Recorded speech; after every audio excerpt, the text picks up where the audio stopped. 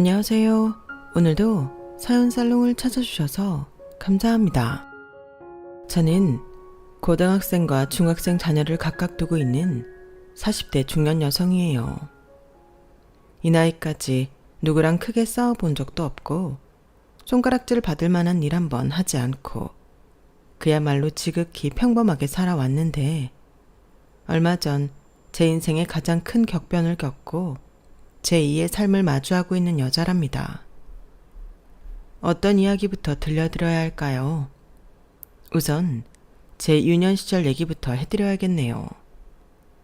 저는 어릴 때부터 엄마 없이 아빠 남동생과 함께 지냈어요.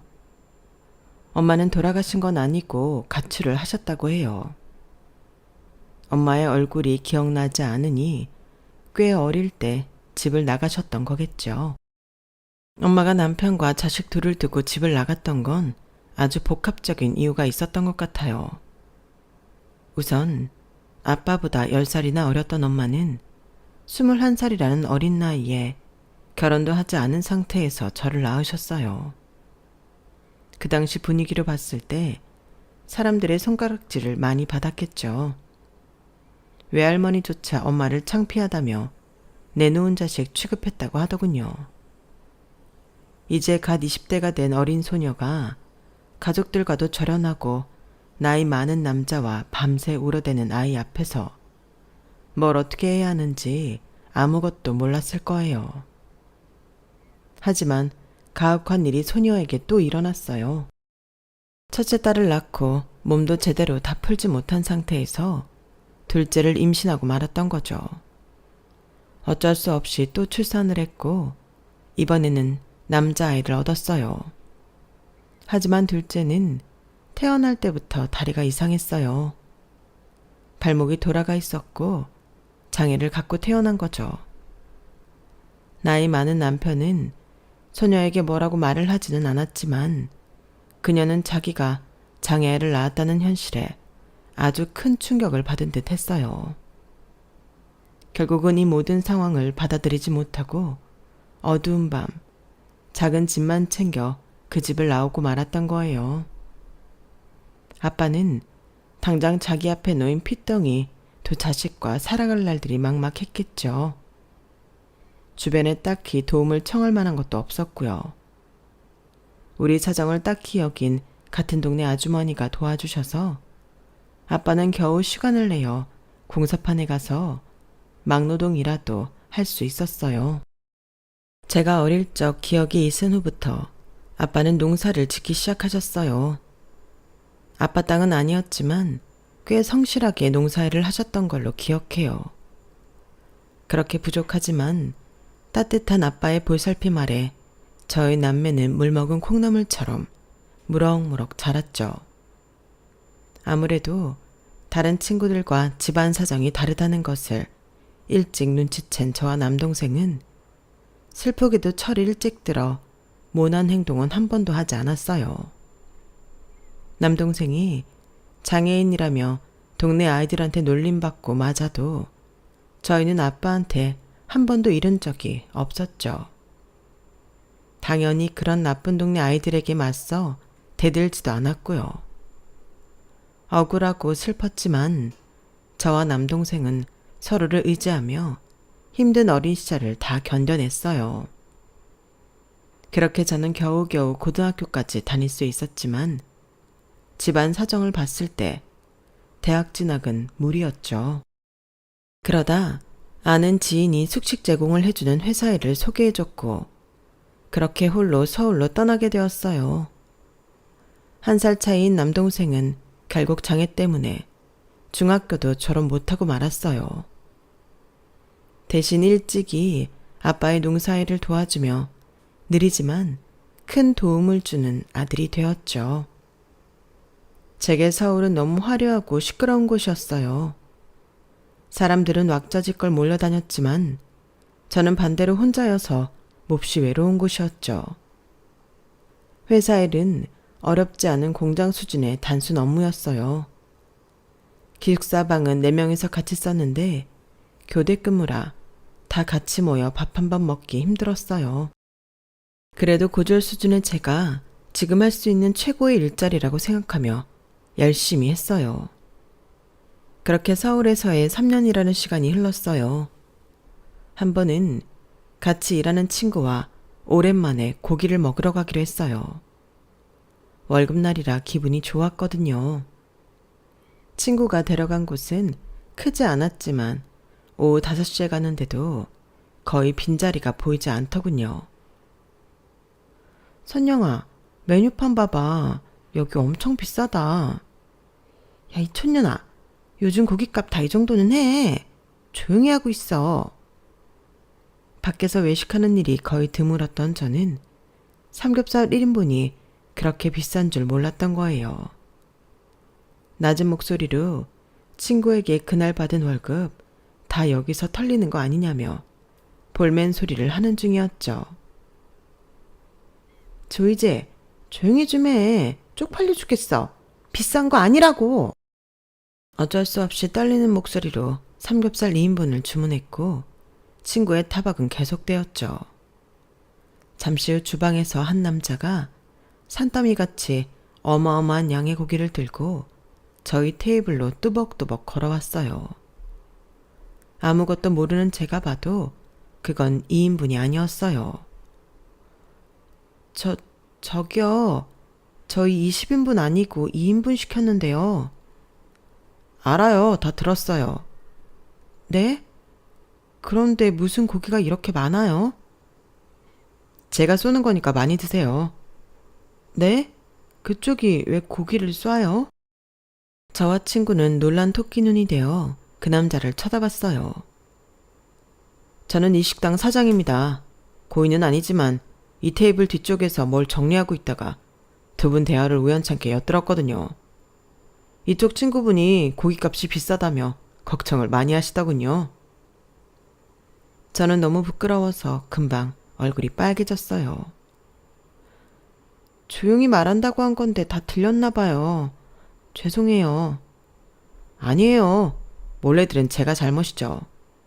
한참을 두 분이서 실랑이 하시길래 제가 직접 이렇게 담아온 겁니다. 돈은 2인분 값만 받을 테니 부디 많이 그리고 맛있게 드셔주세요.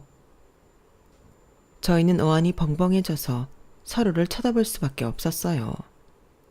세상에, 손님이 하는 고기값 비싸다는 소리를 듣고 이렇게 고기를 많이 가져오는 사장이 어디 있을까? 그것도 있고요. 여기 흰 티 입으신 분이 제 스타일이기도 해서요. 사장이라고 자신을 소개한 그 남자는 저를 가리키며 말했어요. 저요? 네, 그쪽 완전 제 스타일이에요. 여기 자주 먹으러 와주세요. 저는 뜬금없는 고백을 받았고 배는 이미 다 먹은 것처럼 배부르더군요. 친구는 실눈을 뜨고 질투스러운 말투로 저를 놀렸어요. 여기 오자가 한 건 나인데 어떻게 이분이 너한테 꽂혀갖고는? 아니야, 그런 소리 하지 마.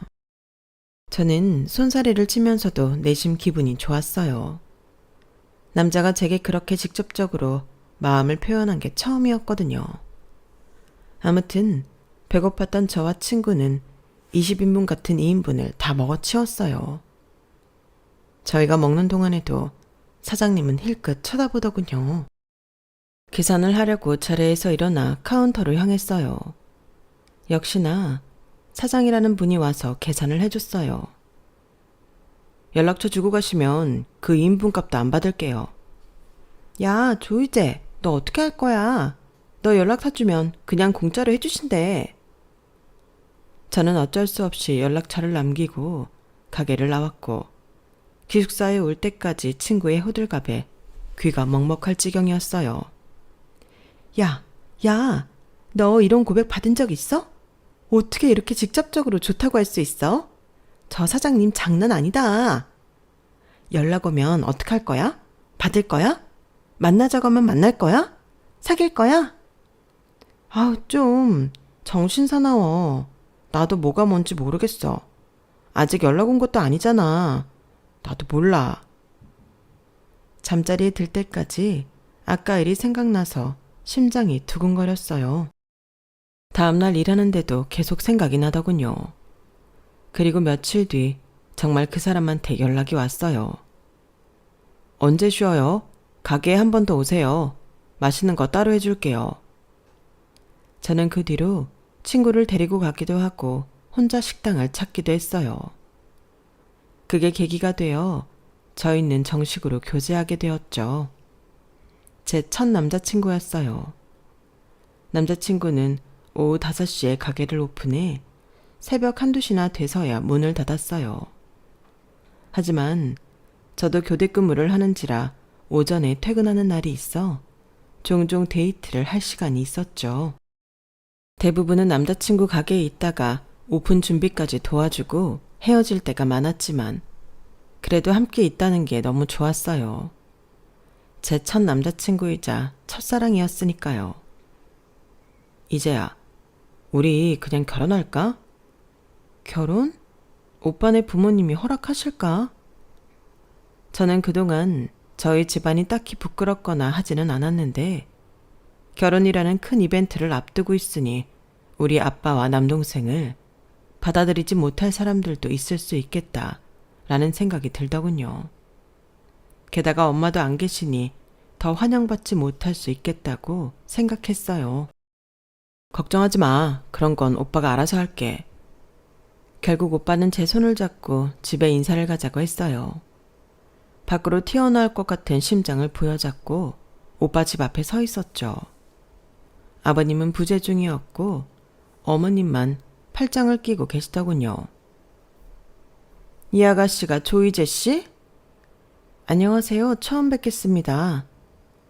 우선 앉아요. 앉아서 이야기하죠. 웃음기 없는 어머니의 모습에 한 번 더 긴장이 되었어요. 내가 윗사람이니까 말 좀 편하게 해도 되지?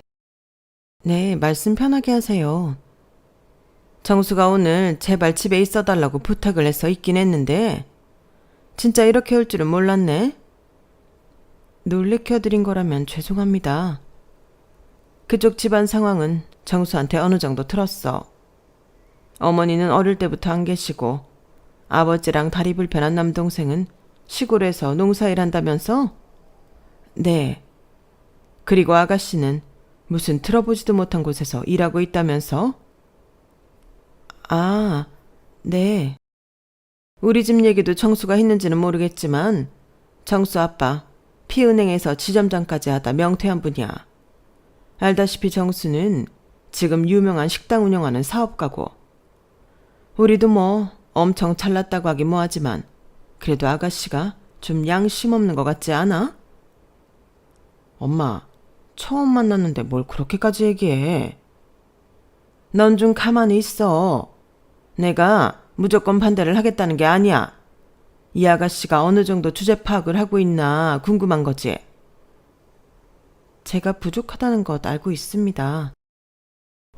그래? 좀 많이 부족한 것도 알고 있지? 네.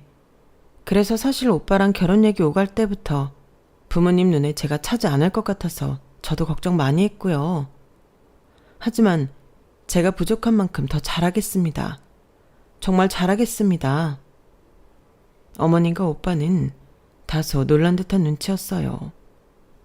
제가 워낙 저자세로 나오기도 했었고 진심 어린 눈빛으로 얘기했으니까요. 엄마, 나 이제 진짜 좋아해. 얘 엄청 착하고 나한테도 잘해. 얘랑 결혼할래. 이제 그만 얘기해. 아들내미 하나 있는 게 벌써부터 지 여자 편이나 들고. 엄청난 환영과 축복 속에서는 아니지만 저희는 그렇게 결혼을 하게 되었어요. 신혼집은 늦게 퇴근하는 남편을 위해 식당에서 멀지 않은 곳으로 구했어요. 결혼 후 남편은 제가 다니던 곳을 그만두고 식당을 같이 도왔으면 좋겠다고 하였고 저 역시 그게 좋을 것 같아 24시간을 거의 붙어있게 되었어요. 신혼이라 하루 종일 붙어 있어도 둘이 싱글벙글이었죠. 그러다 얼마 후 바로 아이를 갖게 되었어요. 가슴이 벅찼어요. 내가 엄마가 되다니. 그동안 한 번도 떠올린 적 없는 친엄마가 생각이 나더군요. 참 씁쓸했어요. 하지만 임신의 감동을 누릴 새도 없이 극심한 입덧이 시작되었어요. 유일하게 속에서 받는 음식은 백설기 하나였어요. 한 달 내내 백설기만 먹었어요. 문제는 식당에서 고기 냄새를 맡는 게 가장 고역이었죠. 한 번은 손님 앞에서 못 참고 구토를 했고 더 이상 식당에서 일하는 건 안 되겠다 싶었어요. 남편과 상의해서 아이를 낳고 안정될 때까지 집에서 있기로 했어요. 입덧과 아지러움이 조금씩 나아지게 되자 저는 무언가 새로운 것을 해보고 싶다는 생각이 들었어요. 고민하다 앞으로 제 아이를 기르는데 도움도 얻을 겸 혹시 필요할까 싶어 보육교사 자격증 공부를 시작하게 되었어요. 오랜만에 펜을 잡으니 감회가 새로웠어요. 집안 사정 때문에 고등학교만 졸업하고 바로 일을 시작해서 그런지 간만에 시작하는 공부가 지겹기는커녕 재미있게만 느껴졌어요. 실습이 꼭 필요한 공부라 뒤뚱뒤뚱 거의 막달이 다 되어서까지 참여했더니 주변에서 모두 신기하게 쳐다봤죠.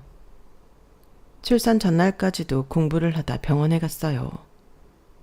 제가 재밌어하고 좋아하는 마음으로 공부하다 보니 따로 태교가 필요 없었나 봐요. 너무 예쁘고 잘 웃는 딸아이가 제게 와주었어요. 아이를 낳고 보니 친정엄마 생각이 더 많이 나더군요. 친엄마에 대한 원망보다 이렇게 예쁜 아이를 두고 떠날 만한 더 큰 이유가 있었는지 궁금하더군요. 어디서든 만나면 미운 마음보다는 그걸 가장 먼저 물어보고 싶었어요. 딸은 하루가 다르게 성장해 갔어요. 남편도 아이가 보고 싶어 문 닫는 시간을 1시간 앞당겼어요. 이제야 우리 수민이 너무 예쁜 것 같아. 나 이런 아기 하나 더 있었으면 좋겠어. 수민이 동생을 낳자고?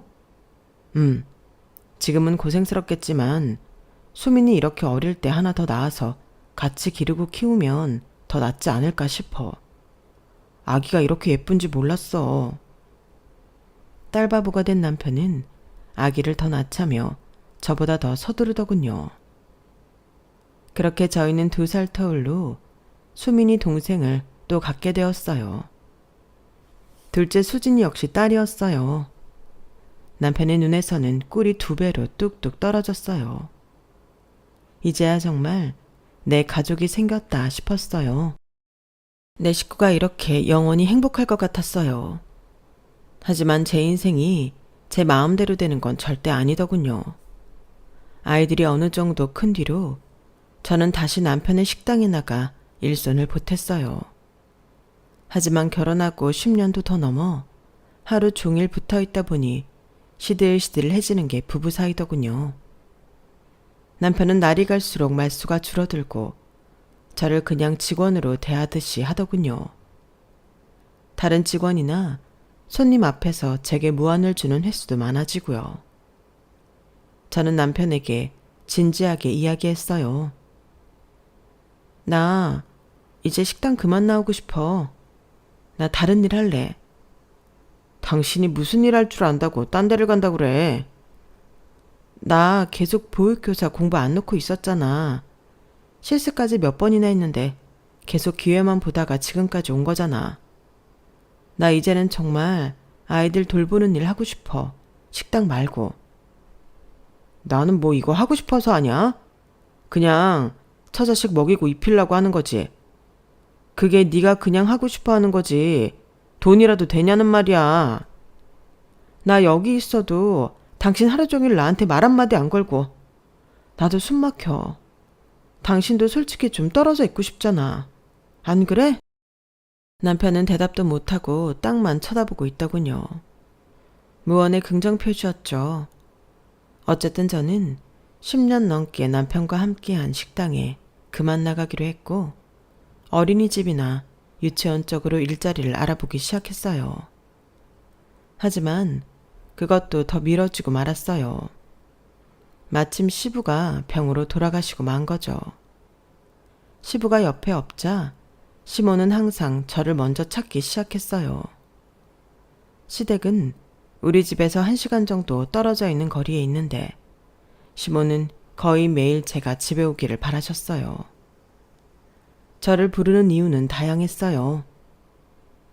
얘 이제야 집에 커튼을 다 떼고 블라인드로 싹 바꿀까 하는데 나랑 같이 보러 좀 가자꾸나. 얘 집에 아버님이 조금 남기신 금이 있는데 팔까 하거든? 같이 가자. 나 혼자 가면 사기치려는 사람이 너무 많을 것 같아. 혼자는 무서워. 이제야 이번에 사골국을 했는데 한우라 그런지 정말 맛있고 진하다. 와서 가져가. 애비 좀 해주거라. 이번에 증명사진 필요해서 나 찍으러 가는데 같이 좀 가주렴. 저는 좀처럼 취업하는 일에 집중을 할 수가 없었어요. 아버님을 잃은 어머님은 마치 아기 때로 돌아간 것 같았어요. 모든 것을 제게 의지하셨으니까요.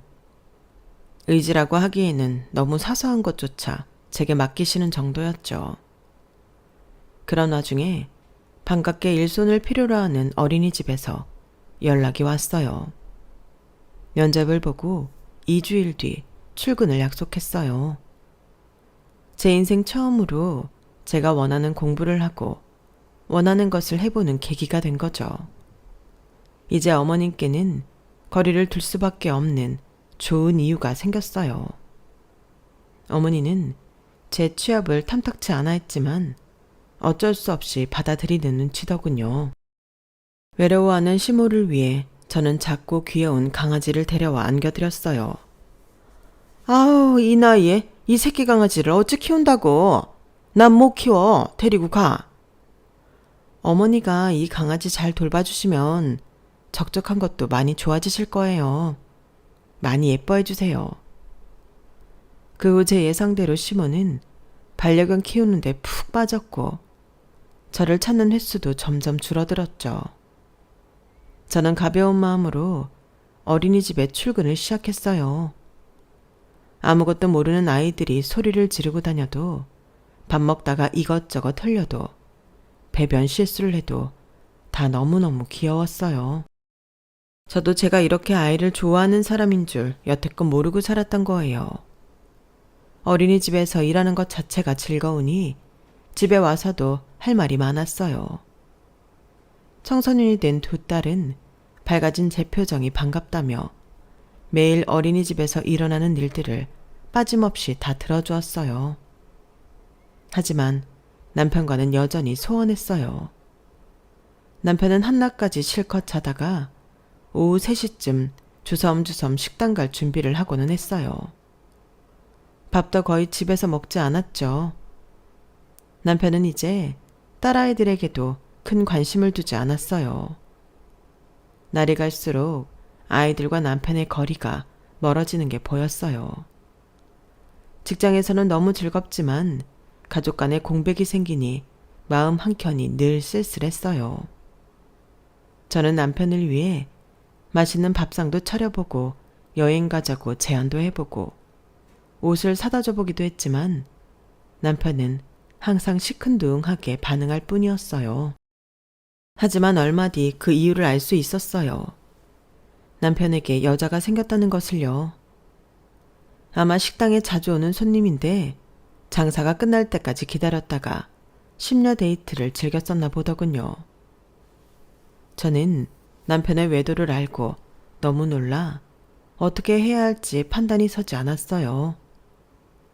제가 그렇다고 남편을 사랑하지 않는 것도 아니고 아이들에게는 더더욱 아빠라는 존재가 필요할 테니까요. 심란한 마음에 밥맛도 없고 살만 빠져갔어요. 같이 일하는 선생님들이 놀랄 정도였으니까요. 선생님, 어디 아프신 거 아니에요? 매일 아침마다 살이 빠진 게 눈으로 보일 정도예요. 무슨 일 있으세요? 아니에요. 요즘 밥맛이 조금 없어서. 걱정해 주셔서 감사합니다. 저는 이렇게 힘든 일이 있을 때 항상 연락해 목소리를 듣고 싶은 사람이 있었어요. 바로 제 남동생이었죠. 그날도 어린이집에 들어가기 전 괜시리 남동생이 생각나 전화를 걸었어요. 누나, 잘 지냈어? 그냥 뭐, 현중이 넌 잘 지냈어? 아빠도 잘 계시고? 우리 항상 농사일하느라 바쁘지. 누나, 근데 목소리가 별로 안 좋은데? 괜찮아. 목이 좀 잠겨서 그래. 어린이집 다니고 내가 너무 집에 못 갔었네. 미안해. 뭘 미안해. 누나, 거기서 일하는 거 그렇게 재밌다며. 누나가 좋고 잘 지내면 된 거지. 우리도 잘 지내니까. 어린이집은 정말 너무 좋아. 수민이, 수진이도 잘 크고. 그렇게 천사 같은 딸들이 없어. 사춘기일 텐데도 항상 나 먼저 챙기고 둘이 우애도 그렇게 좋아. 다행이다. 누나한테 그렇게 좋은 딸들이 있어서. 너 다리는 괜찮아? 뭐 늘 똑같지. 요즘은 다른 한쪽도 영 말을 안 들어. 그럼 어떡해? 아프면 그냥 진통제 먹든지 병원 가서 주사 한번 맞든지 해. 한쪽만 쓴 지 너무 오래돼서 그런가 봐. 미안해. 옆에 있어줘야 하는데. 누나는 뭐가 맨날 미안하대. 누나가 뭐 나 이렇게 만들었나? 나 괜찮아. 그냥 내 운명이다 하고 받아들이고 살아. 누나만큼은 아니지만 나도 할 수 있는 일 하면서 즐겁게 살아. 누나, 지금 우는 거야? 시간이 지나도 가슴이 여전히 아파.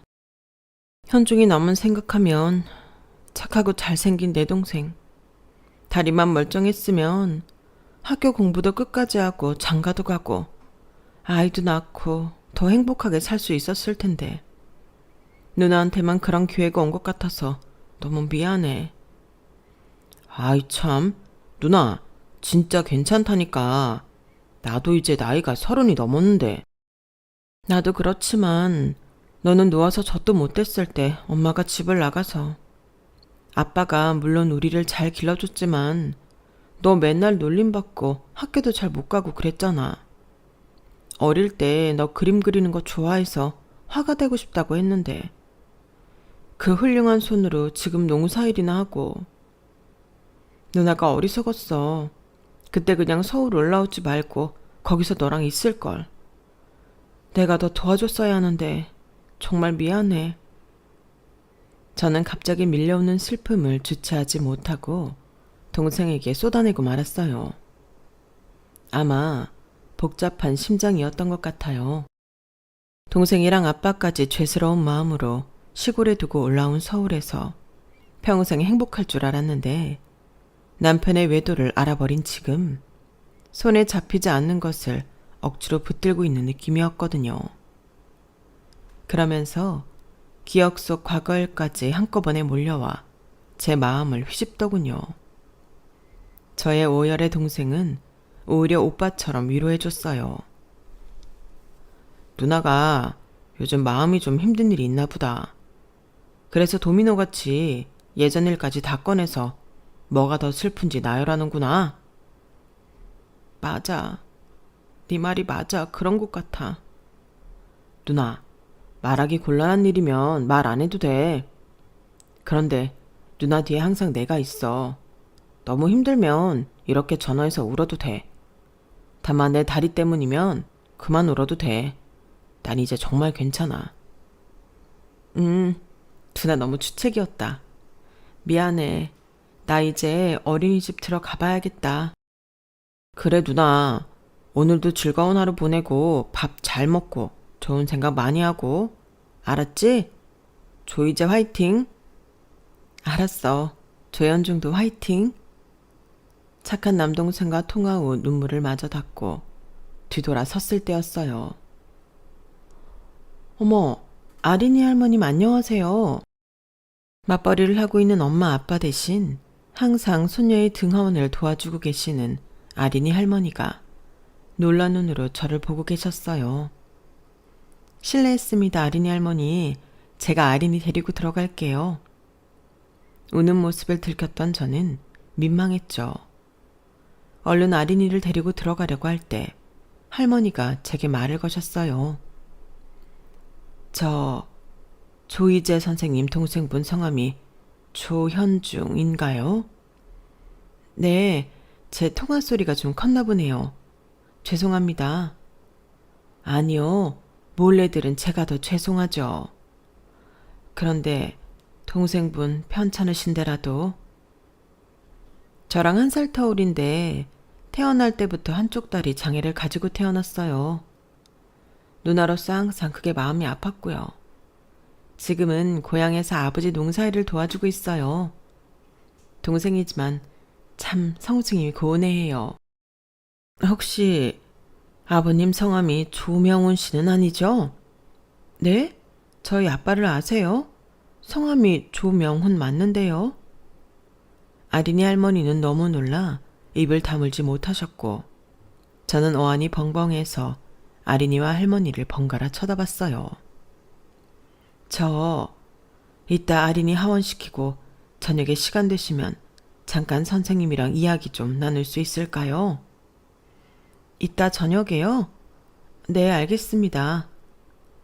제가 연장보육까지 하고 있어 일이 다 마치고 나가보니 아린이 할머님이 어린이집 앞에서 기다리고 계시더군요. 그 순간 저를 발견한 할머님은 저를 부둥켜 안고는 엉엉 울기 시작하셨어요. 아린이 할머니, 왜 그러세요? 이제야, 우리 이제가 맞구나. 엄마야, 엄마. 네? 엄마요? 미안해, 너무 늦었지. 나 네 엄마야. 저는 할머니 얼굴을 다시 바라보았지만 알 수 없었죠. 저 역시 친엄마 얼굴이 기억나지 않았으니까요. 무슨 말씀이세요? 저희 엄마는 저랑 동생이 어렸을 때부터 안 계셨다고 들었는데 아린이 할머님이 뭔가 오해하고 계신 것 같아요. 아니야. 아린이 여기 어린이집 입학 때 네 이름을 보고도 우리 이제도 컸으면 저렇게 40 전후 정도 됐겠구나 싶었어. 이름이 같아서인지 항상 널 볼 때마다 뭔가 내 딸 같은 느낌을 지울 수가 없긴 했었어. 그런데 아까 네가 통화하는 것을 듣고 나는 깜짝 놀랐어. 그 장애가 있다는 동생, 아니 우리 둘째 아들 현중이, 그리고 너희 아빠 이름, 사는 고향까지 이보다 더 확실한 증거가 어디 있겠니? 정말 그쪽이 우리 엄마 이경실 씨 맞아요? 그래, 나 이경실이야 이제야. 왜 저희를 두고 집을 나가셨어요? 왜? 저희가 얼마나 힘들었는데. 미안해. 나도 하고 싶은 게 많은 소녀였는데 어쩌다 너희 아빠를 만나 너를 갖게 된 거야. 친정에서도 쫓겨나서 마음 들 곳이 없었는데 너를 낳고 내 꿈을 모두 포기해야 하는 게 힘들었어. 게다가 곧바로 현중이까지 낳았는데 장애라는 판정을 받는 순간 나는 완전 무너져 버렸어. 너한테 다 설명할 수는 없지만 모든 게 다 버거웠어. 가족과 절연, 그다지 사랑하지 않는 남자와 이미 낳은 아이, 장애를 가진 둘째까지. 변명으로 들리겠지만 나도 어렸어. 어린 내가 감당할 수 없이 버거운 것들 뿐이었어. 몇 번을 죽으려고 했었는데 그때마다 너희가 이상하게 목 놓아 울면서 나를 찾았어. 너희 때문에 마음을 다잡다가도 또 놓게 되는 이유기도 했어. 결국 나는 도망치고 말았어. 어리석었어, 내가. 너무 어리석고 못났었어. 너희 고생 많았지? 엄마가 미안해. 죽을 죄를 지었어. 그 순간 우리를 버리고 나간 엄마에 대한 원망보다 어린 소녀가 감당하기 힘든 현실 속에서 말 못하고 얼마나 힘들었을까 싶어 가슴이 아팠어요. 그날 우리는 그동안 못했던 이야기를 털어놓았어요. 하루로는 모자라 다음 날, 그 다음 날에도 계속 만나 이야기를 나눴어요. 예전에 엄마는 집을 나가 고향을 떠난 뒤 아무 생각도 하고 싶지 않아 닥치는 대로 죽어라 일만 했대요. 차라리 이렇게 일만 하다 죽었으면 좋겠다는 심정으로 말이에요. 그렇게 시간이 흘렀고 어렸던 엄마는 또 새 인연을 만나 자식 둘을 낳고 평범하게 살았대요. 어린이집에 등하원을 시켜주는 아린이는 엄마 둘째 딸의 아이고요. 가까이 살아 매일 이렇게 도와주고 있다고 하더군요. 그러면서 엄마는 또 제게 미안하다며 고개를 숙였어요. 이제 너는 친정엄마 없이 애 둘을 키우느라 힘들었겠구나. 애들도 이제 다 컸다면서? 진짜 고생 많았다 우리 딸. 저는 엄마를 이렇게 만나게 된 것이 너무 큰일이라 남편의 외도나 부부 문제에 대해서는 한동안 까맣게 잊고 지냈어요.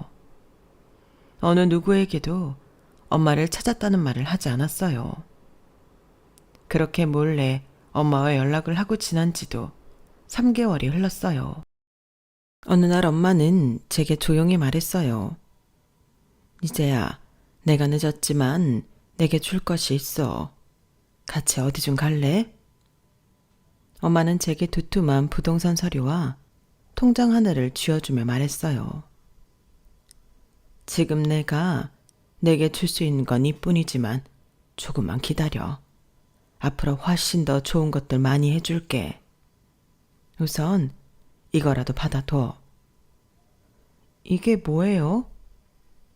엄마는 지금 남편분과 결혼할 때 저를 포함한 모든 과거를 이야기했다고 해요.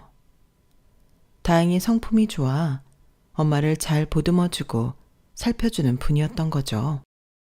집도 꽤 유복한 편이었는데 엄마는 나중에 많이 벌어서 저희 남매에게 주고 싶다며 작은 아파트 살 돈을 부탁드렸대요. 아저씨는 흔쾌히 그러겠노라 했고 그 돈으로 작은 집을 산 엄마는 끊임없이 부동산 상황을 주시하며 사고 팔고를 했던 거죠. 그래서 지금 제 손에 40평이 넘는 역세권 아파트 소유권을 쥐어줬던 것이고요. 저는 너무 놀랐어요. 엄마, 아무리 그래도 제가 이걸 어떻게 받아요? 제가 뭘 한 게 있다고. 뭘 한 게 있어서 받는 게 아니야. 내가 주고 싶어서 그런 거지. 비록 이 아파트를 마련하기까지 첫 자금은 지금 남편이 대줬지만 이렇게 3배 넘게 불린 건 내가 한 거야. 난 그 사람한테 고마운 만큼 또 잘하고 있어. 그리고 이 통장의 돈은 너희 아빠랑 현중이한테 갖다 줘. 이건 또 무슨 돈이에요? 이건 내가 그 집 떠나고부터 일해서 모은 돈을 조금 더 불린 거야. 한 푼도 안 쓰고 너희 생각만 하면서 무조건 저금했거든. 언젠가는 줄 날이 오겠지 하면서. 같은 계좌번호로 낡은 통장 6개를 내민 엄마는 또 눈물을 훔쳤어요. 첫 번째 통장에 찍힌 금액은 제가 5살 무렵 때더군요. 그때부터 정말 차곡차곡 모았어. 다행히 중간에 돈이 더 생기면 더 넣고 이걸로 지난 내 잘못을 다 용서받을 수는 없겠지만 앞으로 더 갚으면서 살게. 지금 이거라도 전해주렴. 빼곡히 정리된 통장에 2억 8,660만 원의 액수를 보는 순간 저 역시 참았던 눈물을 왈칵 쏟고 말았어요. 우리를 떠났지만 항상 우리를 생각하고 괴로웠을 어린 엄마가 떠올라 눈물이 멈추지 않았어요. 엄마는 그날 헤어지며 앞으로 더 좋은 일이 많을 것이라며 그동안 못해준 거 다 해주고 싶다고 입이 닳도록 말을 했어요. 저는 갑자기 생긴 제 명의의 40평대 아파트 서류와 2억이 넘는 통장을 들고 집에 돌아왔어요. 이 모든 것이 너무 현실감이 없는 것 같았어요. 그날도 그 여자와 데이트를 즐기고 왔는지 새벽 4시가 되어서야 남편이 들어오더군요. 그 이후로도 남편은 귀가 시간이 계속해서 늦어졌고 저와는 하루에 거의 한마디도 하지 않았어요. 이제는 저와의 결혼 생활에 일말의 기대도 없는 사람처럼 굴었어요. 차갑게 변한 남편을 보며 저도 이 부부 사이를 정리하는 게 맞다고 판단했어요. 한때 우리는 뜨겁고 좋았지만 그냥 지금은 식어버린 장작이 되어버렸으니까요. 저도 남편을 포기하기로 마음먹고 며칠 뒤 명절이 다가왔어요. 저는 우리가 부부의 인연으로 갖는 마지막 명절이 되겠다 싶어 다른 때보다 훨씬 적극적으로 챙기기 시작했죠. 게다가 마침 어머님이 고관절에 문제가 생겨 거의 거동이 안 되는 상황이어서 제가 할 일이 더 많아지기도 했었고요. 어머님은 아버님 제사에 특히 공들여야 한다고 말하면서도 일을 할 수 없으니 오로지 전부 제 몫이 되고 말았어요. 하지만 저는 열심히 했어요. 이번이 시댁과 함께하는 마지막 명절일 테니까요. 속도 모르고 어머님과 남편은 제게 더 밉게 하더군요. 얘, 화장실 청소 이거 다 한 거냐? 네, 어머님. 락스하고 제대로 안 헹궜어? 왜 이렇게 락스 냄새가 심해? 락스로 하긴 했는데 꼼꼼하게 3번씩이나 물 뿌리고 했어요. 아무래도 락스라 냄새가 쉽게 안 빠지나 봐요. 뭘 3번이나 했다 그래? 냄새 보니까 한 번도 제대로 물로 안 했구만. 너 강아지 화장실 와서 배변하는 거 알지? 왔다가 락스라도 잘못 핥아서 죽으면 어쩌려고? 이렇게 온통 락스 냄새 칠겁을 해놔. 아니, 아까는 어머님이 락스로 깨끗하게 해놓으라고 하셨잖아요. 그래서 이렇게 한 건데. 깨끗하게 하라고 했지. 락스 냄새 이렇게 풀풀 풍기라고는 안 했다. 저 강아지 네가 갖다 줬다고? 네 마음대로 하고 싶다는 뜻이야? 아니에요. 무슨 말씀을 그렇게 하세요. 전 추워도 그런 생각한 적 없어요. 갑자기 노망난 노인네처럼 시모가 제게 못되게 구는데도 남편은 그냥 한번 힐끗 보고만 말고 아무 제지도 하지 않더군요. 결국 저는 다 참아가며 화장실을 다시 청소했어요. 여보, 이제 아빠랑 현중이한테 가자. 꼭 가야 돼? 뭐? 약속했잖아. 이번 명절은 내려가기로. 매번도 아니고 2년에 한 번씩 가는 건데 내려가야지. 가봤자 뭐 그 농사 지었다면서 맛대가리도 없는 풀떼기만 주겠지. 뭐라고? 무슨 말을 그렇게 해? 아이고 내 팔자도 참. 내 친구 은유 알지? 걔네 장모님이 이번에 명절 때 해외여행 가라고 1,000만 원 하사하셨대. 우리 회사에 우리 부서 김 과장도 장인어른이 같이 골프 즐기자고 500만 원이 넘는 골프채 사주시고. 나는 뭐 돈 있는 장인 장모가 있기라나 해외여행을 갈 수가 있기라나 처남이라고 하나 있는 거 제대로 걷지도 못하는 장애인이라 술도 한 번 같이 못 먹고 2년에 한 번 가든 5년에 한 번 가든 맨날 그게 그거인데 당신이나 혼자 갔다 와. 나 좀 푹 쉴게. 저는 그제야 남편의 속마음을 다 알 수 있었어요. 우리 집안 사람들을 어떻게 생각하고 있는지를. 2박 3일 동안 시댁에 와서 음식하고 제사 지내고 청소 빨래한 것이 갑자기 분해지더군요. 마지막이라 최선을 다하려고 했던 건 어리석은 제 판단이었던 거죠. 저는 그동안 가슴에 쌓아온 울분을 어머님 앞에서 토해냈어요. 어머님, 이 사람 지금 딴 여자 있어요. 그 여자랑 살고 싶은 건지 저랑은 말 한마디 안 섞고 살아요. 그런데 지금 말하는 거 들으셨죠?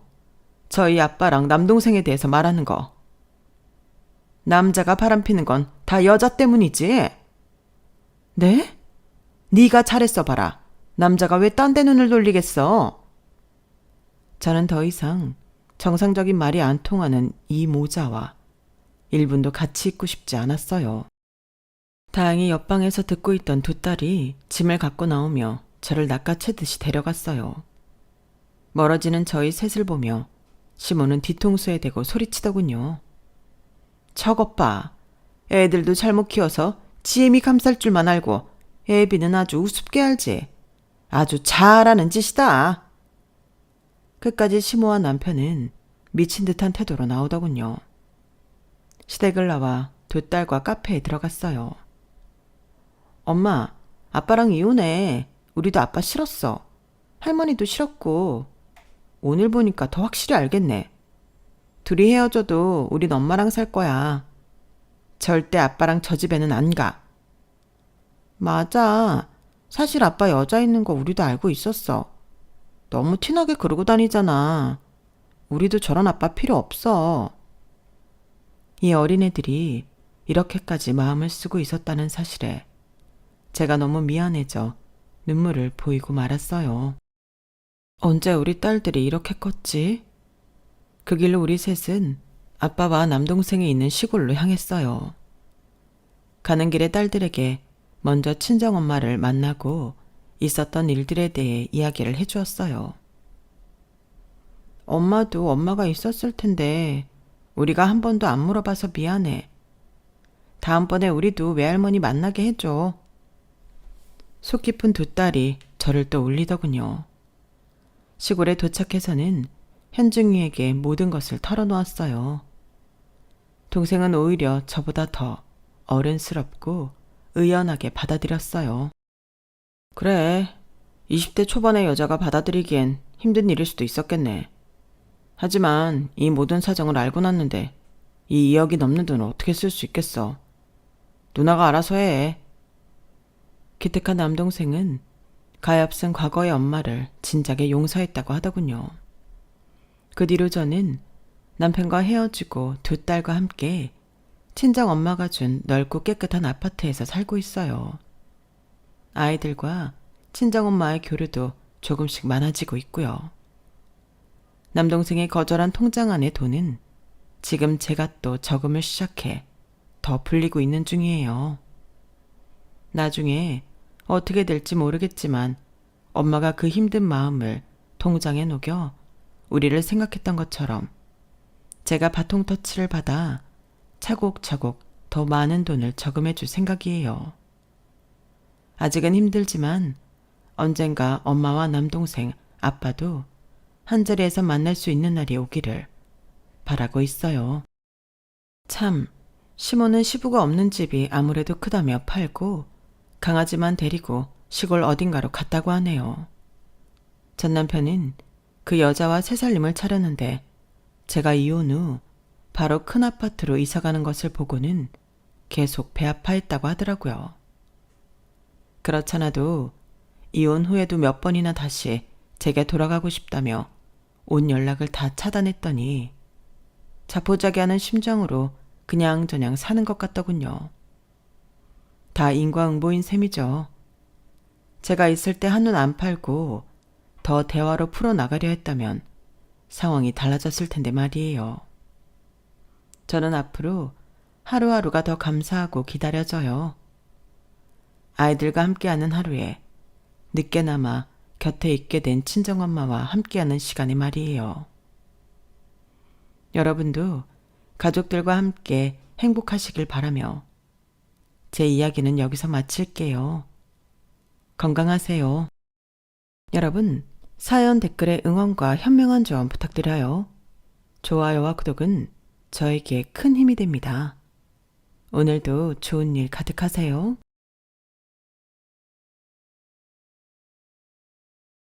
안녕하세요. 오늘도 사연 살롱을 찾아주셔서 감사합니다. 결혼 11년 차에 인생 최대 위기를 맞은 여성이에요. 저는 남들보다 결혼을 조금 일찍 했어요.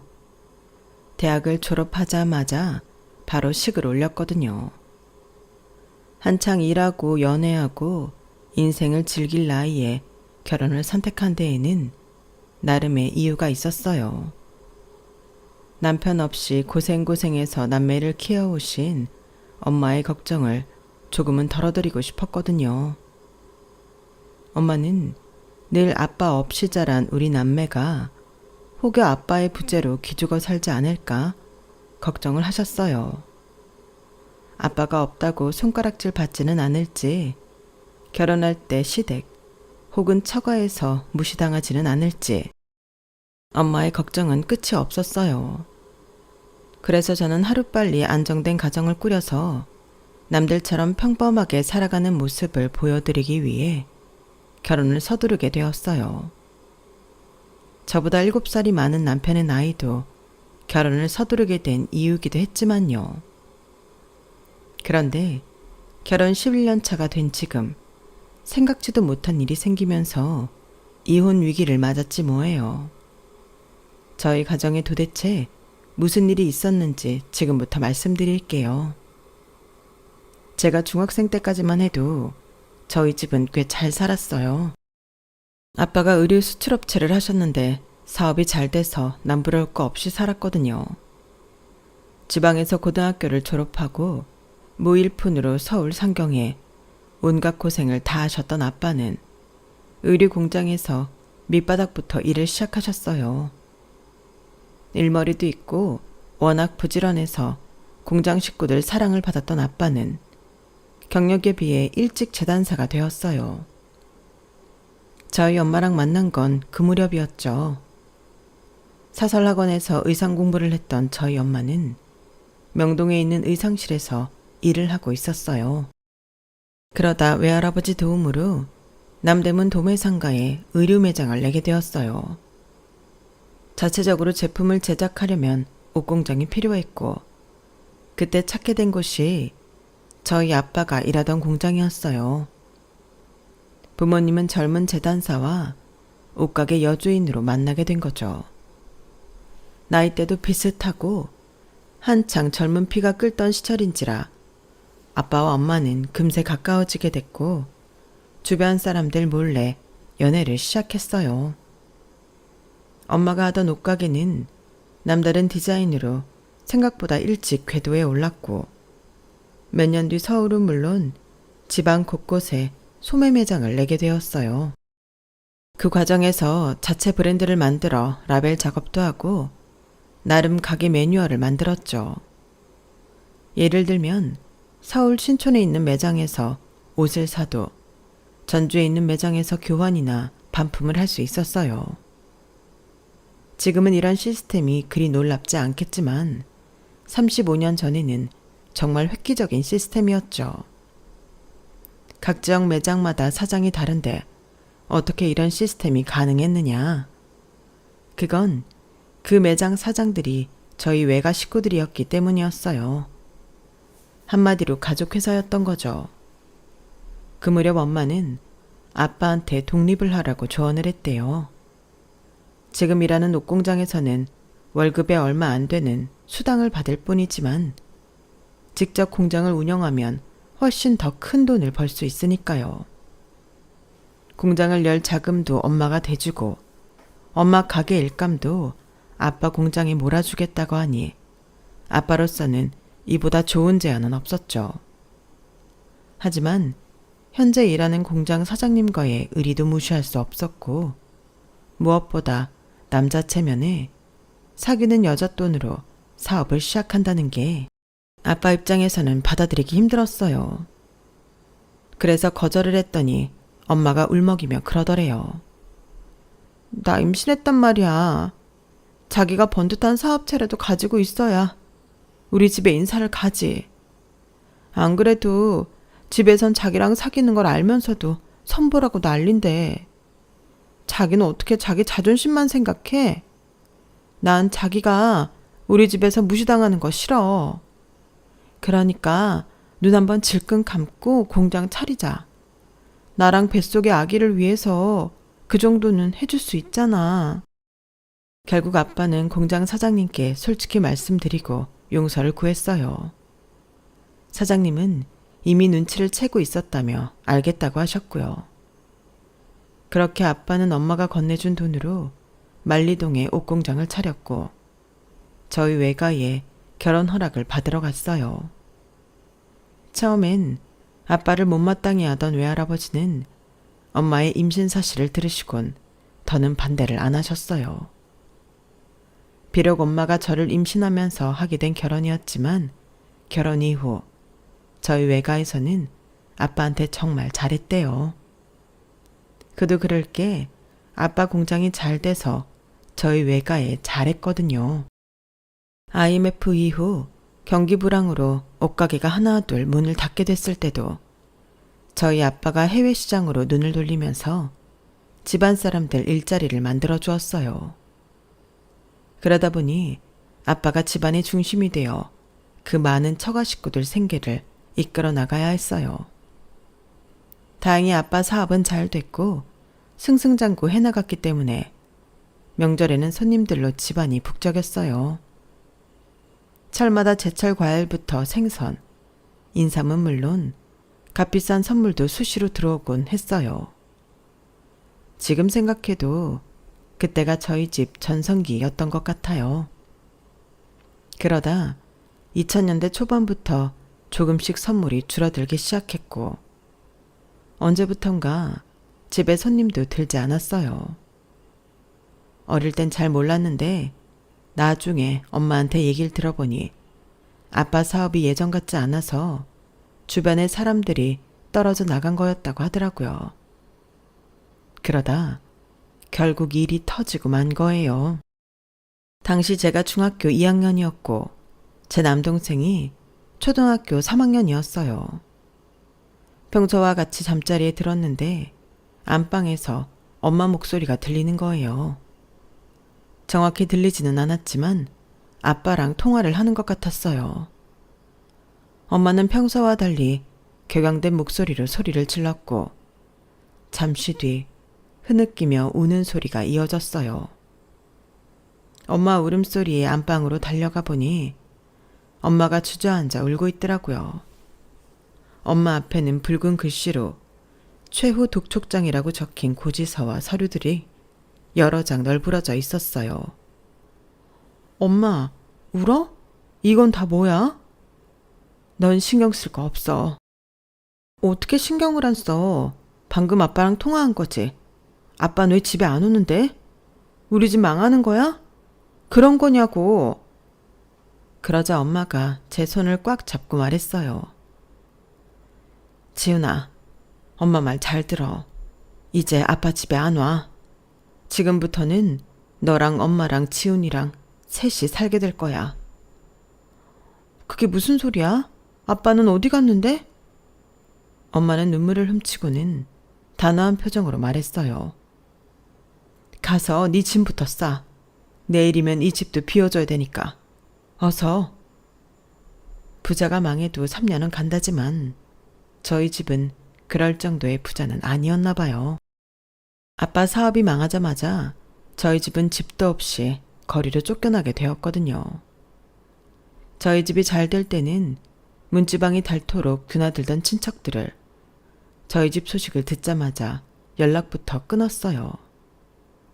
혹여 그동안 자신들한테 해준 걸 돌려받으려 오는 게 아닌가 해서 그런 건지 아니면 자기들한테 빌붙을까봐 그런 건지는 모르겠지만 참 야속하게 굴더라고요.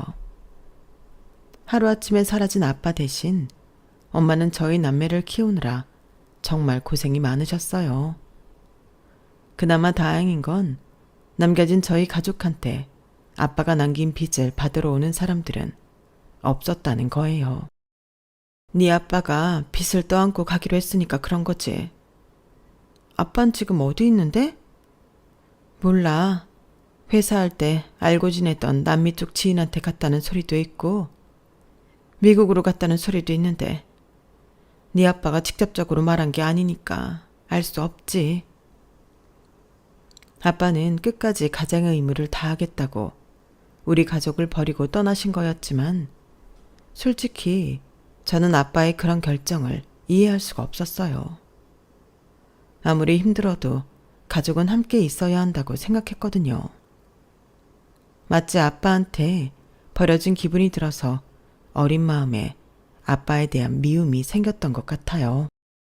아무리 빚은 사라졌다고 해도 여자 혼자 몸으로 두 아이를 키우고 사는 건 쉬운 일이 아니었어요. 집이 망한 후로는 외가 식구들도 저희 가족을 반기지 않았고 그러다 보니 세상에 우리 세 사람만 뚝 떨어진 것처럼 외롭게 지내게 되었어요. 엄마가 직장에서 쓰러지는 바람에 응급실에 실려갔을 때도 누구 하나 와주는 사람이 없었어요. 결국 주인집 아주머니께 부탁드려서 병원비를 해결하고 주인집 아저씨가 변호사를 구해주셔서 회사에서 보험 처리와 보상금을 받을 수 있었어요. 멀리 사는 친척보다 가까운 이웃사촌이 낫다는 말은 그래서 나온 모양이었어요. 비록 생활에 여유는 없었지만 엄마는 어떻게든 저를 대학에 보내려고 하셨어요. 그러기 위해 그 힘든 순간에도 적금을 들어놨었더라고요. 네 아빠가 잘 나가던 회사를 왜 한순간에 날렸는지 아니? 다 배운 게 없어서 그런 거야. 요즘 세상은 부지런하고 일 잘한다고 성공하는 거 아니다. 아는 게 많아야 내 거 안 뺏기고 잘 지킬 수 있다고. 그러니까 너는 아무 걱정 말고 대학 가서 공부 제대로 해. 그래서 엄마 아빠처럼 남들한테 당하고만 살지 말라고. 알았어? 이렇게 말하는 엄마 앞에서 어떻게 대학 안 가겠다는 말을 할 수 있겠어요. 그럴 시간에 영단어라도 하나 더 외워서 성적을 올리는 게 엄마를 위한 일일 텐데요. 없는 살림에도 엄마는 투잡을 뛰면서까지 제 학원비를 대주셨고, 덕분에 저는 서울에 있는 대학에 들어갈 수 있었어요. 서울대 연고대보다는 낮은 대학이었지만 그래도 꽤 인지도가 있는 대학이라서 취업률도 꽤 높은 편이었어요.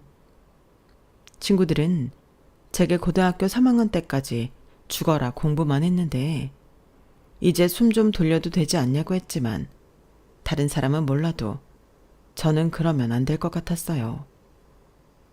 엄마가 어떻게 우리 남매를 키워왔는지 제 눈으로 똑똑히 지켜봤으니까요.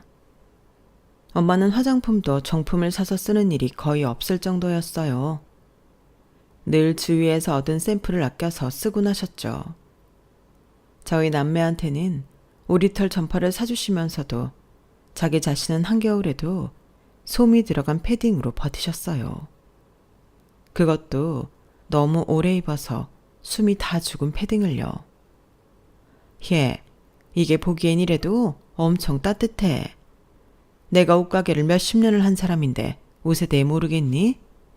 이 안에 목폴러랑 털조끼까지 입으면 알래스카에 가서 뒹굴어도 멀쩡하다니까. 옷을 하도 껴입어서 옷무게에 늘 어깨가 아프신 걸 뻔히 아는데도 엄마는 늘 이렇게 말씀하셨어요. 그럴 때마다 저는 가슴이 저며왔죠. 제가 대학에 합격하고 입학 전까지 알바를 해서 번 돈으로 제일 먼저 산 건 다름 아닌 엄마 오리털 점퍼였어요. 첫 월급으로는 부모님 내복을 사드리는 거라고 하지만 아무래도 엄마한테 가장 필요한 건 내복이 아니라 오리털 점퍼 같았거든요. 인터넷 쇼핑몰에서 구입한 거라 가격이 저렴한 거였는데도 엄마는 뭐하러 이런 걸 샀냐고 한 소리 하시더라고요. 힘들게 번 돈으로 뭐하러 엄마 걸 사? 네 용돈 쓰기에도 모자랄 텐데. 세상에, 이 돈 버느라 얼마나 힘들었을 거야. 그럼 엄마는 엄마가 힘들게 번 돈으로 나랑 지훈이 위해서 다 쓰잖아. 그 돈은 안 아까워? 내 새끼 위해 쓰는 돈이 뭐가 아까워? 난 하나도 안 아깝더라. 그래, 나도 마찬가지야. 우리 엄마 위해 쓰는 돈은 하나도 안 아까워. 생각 같아선 백화점에 가서 더 좋은 걸로 사주고 싶었는데 내가 아직 그럴 형편은 안 되잖아. 대신 나 취직하면 그땐 정말 좋은 거위털 점퍼를 사줄게. 그러니까 아무 소리 말고 이건 그냥 입어. 아끼지 말고 막 입어야 돼. 엄마는 10만 원도 안 되는 저렴한 오리털 점퍼 하나도 자식 돈으로 산 거라고 어찌나 신주딴지 모시듯 하셨나 몰라요. 10수년이 지난 지금까지도 가지고 계실 정도로요. 이런 엄마를 보고 자란 제 꿈은 하루빨리 취직해서 엄마가 짊어진 가장의 무게를 덜어드리는 거였어요. 그러던 차에 대학교 3학년 때 모기업 인턴십 공고를 보게 되었고 당장 신청을 했어요. 인턴십이 취업에 도움이 되기 때문에 같은 과 동기들은 물론 4학년 선배들까지도 다들 신청해서 경쟁률이 엄청나더라고요. 우리 학교뿐만 아니라 타 대학에서도 신청을 했을 테니 당연하죠. 그 쟁쟁한 경쟁률을 뚫고 인턴십에 합격한 저는 난생 처음 제대로 된 직장 생활을 시작할 수 있었어요. 대학에서 나름 과톱도 하고 있고 어디서 일 못한다는 소리를 들어본 적 없던 저였지만 출근 첫날부터 실수 연발이었어요. 어떤 선배님은 제게 걸리적거리니 저리 가라고 하시며 치욕적인 말까지 서슴지 않으셨죠. 이지훈 씨, 여기 놀러 왔어요? 일 제대로 안 해요? 일을 배우러 왔으면 최소한 선배들 일하는데 방해는 안 돼야 할 거 아니에요? 사사건건 걸리적거리긴 하고 말이야. 이러고도 돈 받을 생각하는 건 아니죠? 이지훈 씨 같은 사람은 돈을 받을 게 아니라 돈을 주고 일을 배워야 할 판이라고요. 요즘 대학에선 애들 교육을 어떻게 시키는 거야? 사람들 앞에서 쓸모없는 애 취급을 당하고 나니 얼굴이 화끈거리고 눈물이 나올 것 같았어요. 그래도 앞에서는 꾹 참았다가 화장실에 가서 소리죽여 울었죠. 세면대 앞에서 눈물 자국을 지우고 나오려는데 복도에 저희 부서 정대리님이 서 계시더라고요. 정대리님은 제게 캔커피를 건네며 그러셨어요. 윤혜원 씨가 나한테 깨지고 지윤 씨한테 화풀이를 한 모양이에요. 내가 대신 사과할게요. 처음엔 누구나 어설프고 실수도 하고 그런 거니까 스스로를 닥달하지 마세요. 차근차근 배워나가면 되니까. 그날 정대리님의 따뜻한 조언 덕분에 그나마 속상한 마음은 달랠 수 있었어요. 그런데 그런 말이 있잖아요. 오리는 알에서 깨어나면 가장 먼저 본 대상을 엄마로 알고 따른다고요. 저 역시 그날 이후 정대리님을 의지하게 되더라고요. 아무리 사람들이 많이 있어도 제 눈에는 귀신같이 정대리님이 찾아졌어요. 업무 중일 때도 그렇고 구내 식당에서 밥을 먹을 때도 그랬죠. 선배들이 시킨 일을 감당 못해서 쩔쩔 맬 때마다 정대리님은 너무도 능숙하고 담담하게 대신 일을 처리해 주셨어요. 그래서일까요? 그리 잘생긴 얼굴도 아니고 체격이 좋은 것도 아닌데도 이상하게 정대리님이 제게는 멋지게 보이더라고요. 어른스럽다고 해야 하나? 어떤 일을 맡겨도 침착함을 잃지 않고 능숙하게 처리하는 게 그렇게 멋져 보이더라고요. 같은 일을 가르쳐줘도 다른 선배들이 가르쳐줄 때랑 정대리님이 가르쳐줄 때랑 업무 속도나 정확성이 확연히 차이가 나길래 선배들한테 물어봤더니 정대리님이 우리 부서 에이스라고 하더라고요. 역시 그래서 멋있었구나 생각했죠. 정대리님 밑에서 일을 배우며 나름 내가 성장하고 있다는 걸 느낄 즈음 인턴 기간은 끝이 났어요. 그리고 다시 대학생 신분으로 돌아오게 되었죠. 그런데 그 지긋지긋하던 인턴 생활이 그리워지기 시작한 거예요. 더 이상 정대리님을 볼 수 없다는 사실이 너무 슬펐거든요. 그래서 하루는 용기를 내 문자를 보냈어요. 그동안 일도 잘 가르쳐 주시고 도움도 많이 받아서 그러니 언제 밥이라도 한번 사겠다고요. 그런데 문자를 보내자마자 바로 답신이 온 거예요. 이번 주 토요일 어떠냐고요. 와, 마치 기다렸다는 듯 날아온 단문에 순간 멍하더라고요. 혹시 정대리님도 나한테 마음이 있나? 하는 생각도 들었고요. 그래서 토요일에 만나자고 했어요. 몇 번의 문자를 주고받으면서 시간과 장소까지 정하고는 그제야 좀 걱정이 되더라고요. 회사 밖에서 만나는 건 처음이라서 혹시 내가 너무 어려 보여서 실망하지 않을까 싶었거든요. 그래서 좀 어른스럽게 꾸며보자 생각하고 옷장문을 열었는데 옷장 속 옷들을 보니 한숨만 나오더라고요. 인턴 기간 때 입었던 정장을 제외하면 평상시 제가 입는 옷들이 청바지에 면티, 면바지에 니트가 고작이었거든요. 변변한 구두도 없고 들고 나갈 백도 없어서 괜히 만나자고 했나? 후회가 됐어요. 혹시 엄마 옷장을 열어보면 뭐라도 건질 게 있나 싶어서 열었더니 와, 박물관이 따로 없더라고요. 그도 그럴 게 우리 집이 망하고 난 뒤 엄마가 제대로 된 옷을 사 입는 걸 본 적이 없었으니 당연한 일이었죠. 그래서 한숨을 푹 쉬고 있었는데 엄마가 무슨 일이냐고 묻더라고요. 그래서 솔직하게 다 털어놓았죠. 제 얘기를 들은 엄마는 저를 데리고 동대문 시장으로 향했어요. 예전에 남대문 도매시장에서 함께 장사를 하던 지인들이 지금은 동대문으로 자리를 옮겨 가게를 하고 있다면서요. 오랜만에 만난 시장 사람들 앞에서 엄마는 제 소개를 했어요. 이번에 대기업에서 인턴십도 했다며 자랑을 했더니 가게 사장님들께서 원피스며 정장 바지, 스커트에 블라우스까지 한아름 담아주시더라고요. 돈을 내겠다고 하는데도 오히려 화를 내시며 엄마 친구가 주는 거니까 그냥 받으라고 호통을 치셨어요. 그리고 몇몇 분들은 주머니에 용돈도 찔러주셨죠. 네 엄마랑 남대문에서 장사할 때 얼마나 재밌었나 몰라. 너 어릴 땐 같이 피서도 가고 그랬었는데 기억 안 나지? 하긴 그게 벌써 몇십 년 전 일이니. 대학 졸업하고 취직하거든 한 번 더 와. 아줌마가 선물로 정장 몇 벌 빼줄 테니까. 비록 메이커는 아니어도 우리 가게 옷이 백화점 옷들보다 원단이며 바느질이며 훨씬 낫다고. 그리고 이거 받아. 아줌마가 주는 용돈이야.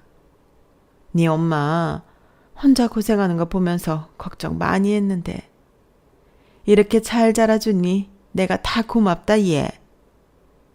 비록 친척들은 우리 가족을 나몰라라 했지만 엄마와 함께 장사를 하던 시장 식구들은 누구보다 따뜻하게 저희 모녀를 맞아주었어요. 도매시장을 나온 엄마와 저는 근처 상가에서 신발과 가방도 구입을 했어요. 그렇게 데이트 준비를 마친 저는 그 주 주말 한껏 꾸미고 약속 장소로 향했죠.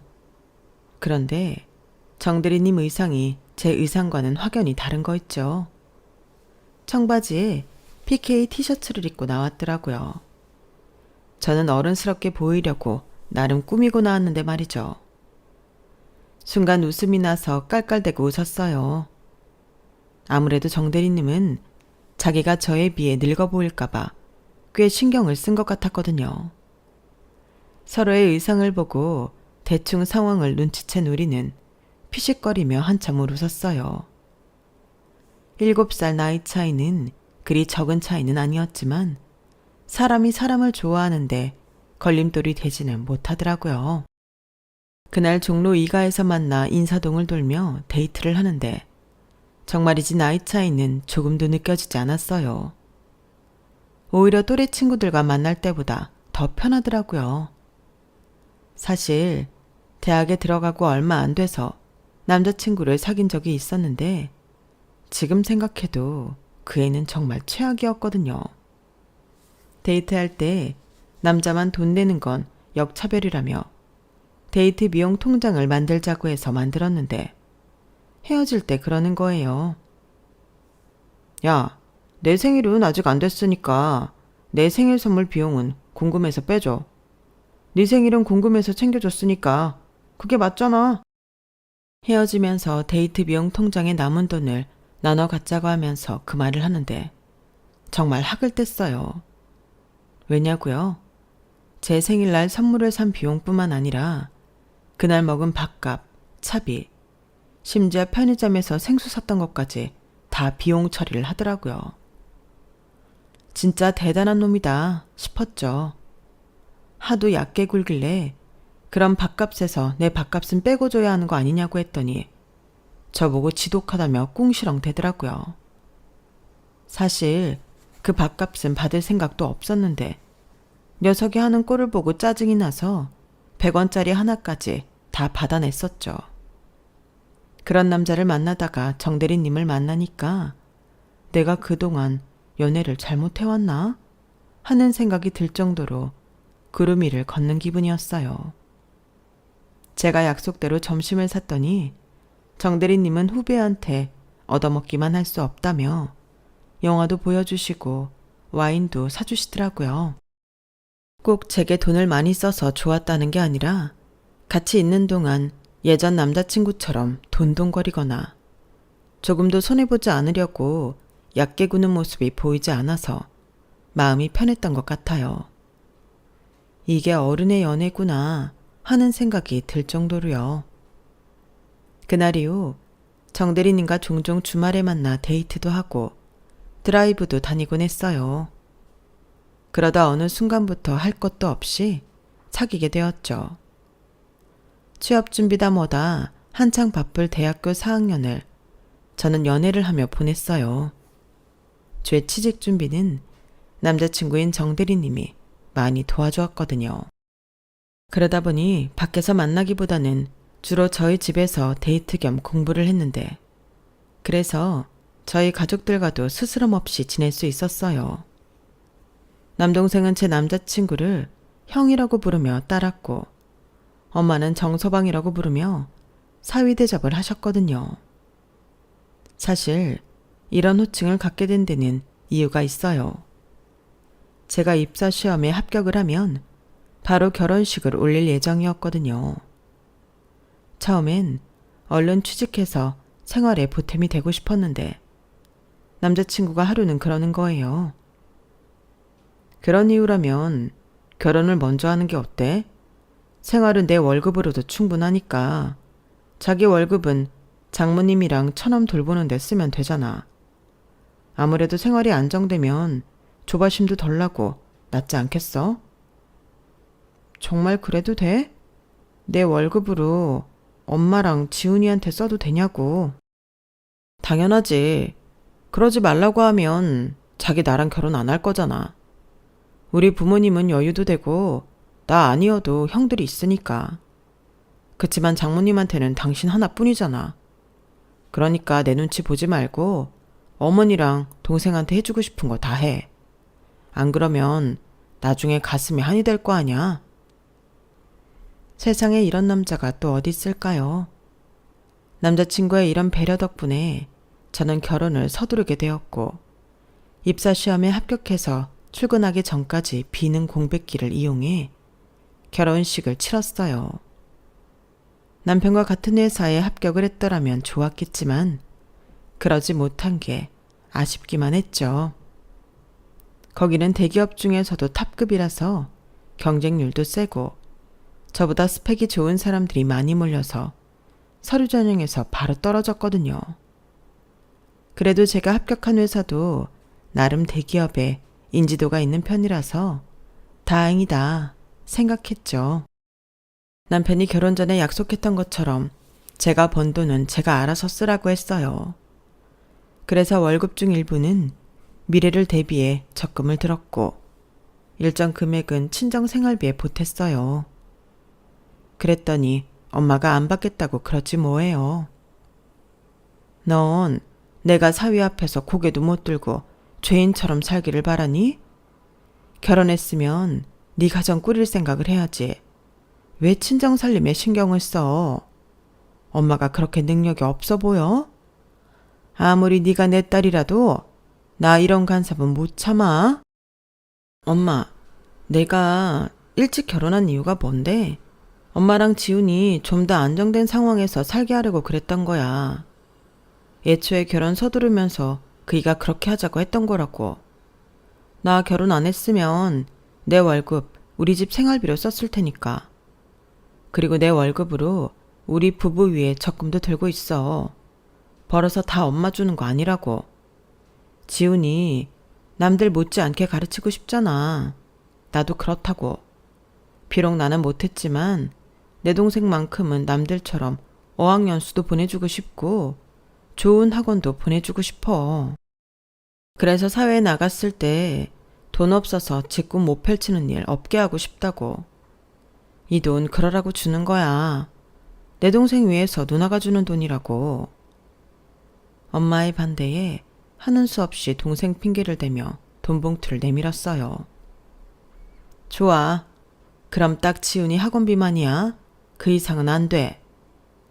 결국 동생 학원비만 제가 내는 걸로 하고 협상은 끝이 났어요.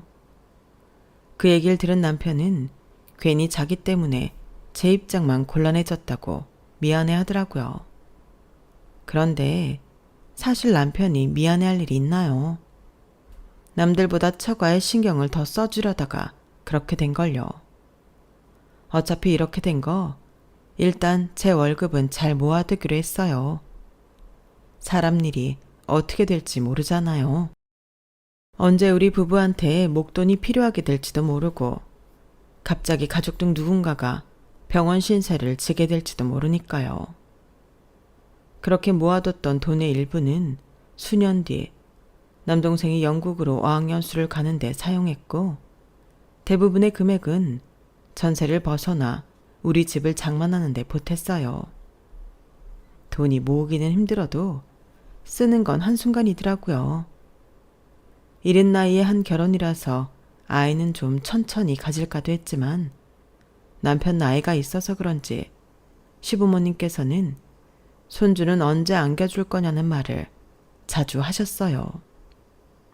그래서 계획을 앞당겨 아이를 갖기로 했죠. 하지만 막상 피임을 그만두고 아이를 가지려고 노력하니 그게 또 생각처럼 잘 되지는 않더라고요. 그렇게 시간은 흘러 제 나이가 30이 가까워지니 점점 조바심도 나기 시작했어요. 혹시 이러다 아이가 안 생기면 어쩌나 하는 걱정이 되던 차에 드디어 임신을 하게 되었죠. 시댁에서는 4번째 손주지만 저희 친정에서는 첫 번째 손주라서 저희 엄마는 수시로 제게 연락을 하셨어요. 조금이라도 이상하면 바로 병원으로 가라거나 애가 졌다고 너무 안 움직이면 출산할 때 힘들다거나 엄마가 출산을 하면서 경험했던 것들을 하나하나 제게 알려주셨죠. 그렇게 출산일이 다가오고 주말에 남편과 소파에 앉아 영화를 보다가 진통을 느끼곤 병원으로 향했어요. 남들은 출산을 하고 친정엄마가 그렇게 생각났다고 하던데 저는 아빠 생각이 그렇게 나더라고요. 어릴 때 저희 아빠가 늘 저를 목마에 태워서 다니시곤 했거든요. 초등학교 4학년 때까지 아빠 목마를 타고 다녔을 정도로 아빠가 저를 많이 예뻐하셨어요. 제가 아이를 낳은 걸 아신다면 얼마나 좋아하실까 생각하니 눈물이 나더라고요.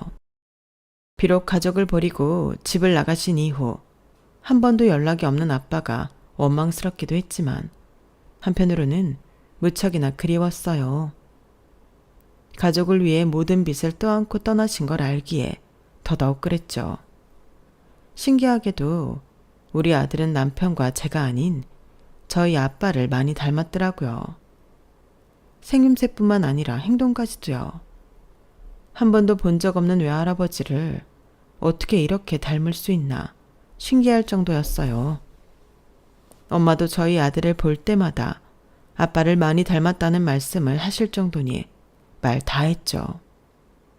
처음엔 아이가 어린이집에 갈 수 있을 때까지만 육아를 하려고 했던 저는 마땅히 아이를 봐줄 사람이 없어서 결국 복직을 포기하게 되었어요.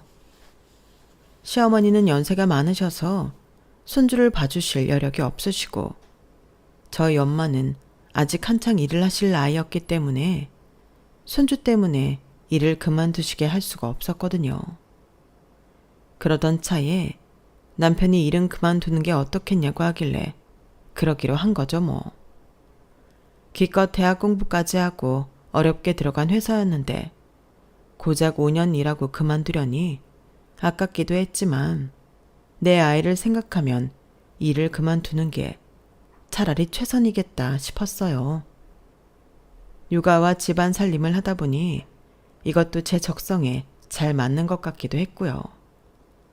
그런데 아이가 좀 자라고 나니 그 결정이 조금 후회가 되더라고요.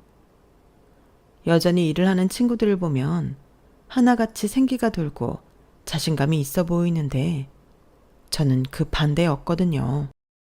남편 뒷바라지에 아들 교육에 신경 쓰다 보니 어느새 나라는 인간은 사라지고 아내와 엄마의 모습만 남은 것 같더라고요. 자존감은 한없이 낮아져서 혹시나 이러다 남편이 바람이라도 나면 어쩌나 하는 생각까지 하게 되었어요. 제가 그런 생각을 하게 된 건 남편의 변화 때문이었어요. 워낙 가정적인 사람이라서 회사와 집 밖에 모르던 사람이 언제부턴가 제 눈을 피해 딴짓을 하는 것 같았거든요. 매주 목요일만 되면 야근이라거나 외근이라거나 이런저런 이유를 대며 12시가 다 돼서야 집에 오는 거예요. 처음엔 걱정이 돼서 야식을 사들고 남편 회사로 갔었는데 야근을 한다는 사람이 사무실 어디에도 없더라고요. 로비를 지키던 경비 아저씨 말로는 남편네 부서에는 다들 퇴근하고 사람이 없다더라고요. 기껏 사들고 간 간식들은 경비 아저씨께 드시라고 드리곤 집으로 오는데 다리가 후들거리고 눈물이 나더라고요. 애까지 친정에 맡기고 온 제가 너무 바보같이 느껴졌어요. 그날 일은 남편한테 비밀로 한 채 일단 남편이 어떻게 나오는지 지켜보기로 했어요. 그런데 하루는 빨랫감 속에 난생 처음 보는 남자 속옷이 들어있지 뭐예요. 이 집에 이런 사이즈의 남자 팬티를 입을 사람은 남편 한 사람뿐이라서 의심은 더욱 커졌어요. 이 인간이 밖에서 여자를 만나는 게 분명하다 싶었거든요. 이젠 하다하다 팬티까지 바꿔 입고 오다니 정말 다 끝났다 싶었어요. 그래서 그 주 주말에 아이를 데리고 친정으로 갔어요. 그리곤 엄마 앞에서 그간의 일을 털어놓으며 한참을 울었죠. 제가 엄마랑 얘기를 나누는 사이 우리 아들과 놀아주던 남동생 제 울음소리를 듣고 달려왔더라고요. 누나, 아직 확실한 건 아무것도 없잖아. 차라리 내가 매형 뒤를 밟아볼게. 결정적인 증거를 잡아야 헤어지든 말든 할 거 아냐. 그때까지는 아무런 티 내지 말고 평소처럼 지내고 있어. 알았지? 그렇게 남동생한테 남편 일을 맡긴 저는 아이를 데리고 집으로 돌아갔어요. 말없이 집을 나왔던 터라 남편은 제가 집을 나갔던 것도 모르더라고요. 뒤늦게 제 손에 들린 캐리어를 보고는 놀라길래 친정에서 옷 좀 가져올 게 있어서 가방을 들고 갔었다고 둘러댔어요. 본격적으로 남동생이 남편의 뒤를 밟기 시작한 지 2주가 지난 어느 날이었어요. 남동생이 낮에 집으로 찾아왔더라고요. 마음의 준비를 하고 있던 저는 묘한 표정의 남동생 얼굴을 보고는 혹시 들킨 게 아닌가 생각했어요. 그런데 누나, 이건 있을 수가 없는 일인데 일단 나랑 어디 좀 가자. 그리고 오늘 일은 엄마한테는 비밀이다. 알았지? 도대체 왜 이러는데? 네 매형한테 여자 생긴 게 맞구나? 그래서 네가 이러는 거지? 아, 글쎄 그런 거 아니니까 일단 가보자고. 그렇게 동생 손에 이끌려 간 곳은 평범한 가정집이었어요. 동생은 마치 자기 집에 들어가는 사람처럼 현관 비밀번호를 누르고는 저를 돌아봤어요. 이 안에 매형도 있으니까 들어가자. 이 인간이 기어이 딴 살림까지 차려놓은 게 분명하다 생각하면서 동생을 따라 낯선 집 안으로 들어갔어요. 그랬더니 남편이 안방에서 쟁반을 들고 나오지 뭐예요. 여보, 왔어? 내가 진작 말 못해서 미안해. 비밀로 해달라고 그래서 당신한테 말 못했어. 일단 안으로 들어가 봐. 죽을 죄를 지었다고 엎드려 싹싹 빌어도 모자랄 판에 남편은 너무도 당당하게 저보고 안방으로 들어가 보라고 하지 뭐예요. 당신 제정신이야? 나한테 어떻게 이래? 나보고 지금 당신 내연녀를 만나보라고 그러는 거야? 당신 그 정도로 뻔뻔한 인간이었어? 그러자 남편과 동생이 황당한 표정으로 저를 보는 거예요. 순간 이 인간들이 왜 이러나 싶더라고요. 남동생은 누나가 생각하는 그런 게 아니라며 제 손을 이끌고 방으로 들어갔어요. 그렇게 들어간 방에는 의료 침상이 놓여 있더라고요. 그리고 침상 위에는 저희 아빠가 있었어요. 많이 늙고 병색이 깊어 이전 모습과는 많이 달랐지만 그래도 한눈에 알아볼 수 있겠더라고요. 아빠는 저를 보시고는 하염없이 눈물을 흘리셨어요. 지훈아, 내 딸 지훈아. 아빠가 왜 여기에 이러고 있어? 얼굴은 왜 그 모양이야? 가족들 버리고 갔으면 멀쩡히 잘 살아야지. 왜 다 죽어가는 사람처럼 그러고 있냐고. 이럴 거면 왜 우릴 떠났어? 차라리 밥을 굶더라도 가족들 옆에 있었으면 좋았잖아. 눈에서는 눈물이 하염없이 흐르면서도 입에서는 내 의지와 상관없이 차가운 말들이 쏟아져 나왔어요. 그러다 울컥하고는 그대로 아빠한테 달려가 끌어안았죠. 아빠, 이렇게 아프면 연락을 했어야지. 내가 얼마나 보고 싶었는데. 나 대학도 나오고 대기업에 취직도 하고 예쁜 아들도 낳도록 왜 우리 앞에 안 나타난 거냐고. 왜 이렇게 될 때까지 연락 안 했냔 말이야. 뼈만 앙상해진 아빠는 울먹이면서 제게 미안하다는 말만 하셨어요. 어느 정도 마음이 진정된 이후 남편을 통해 자초지종을 들었어요.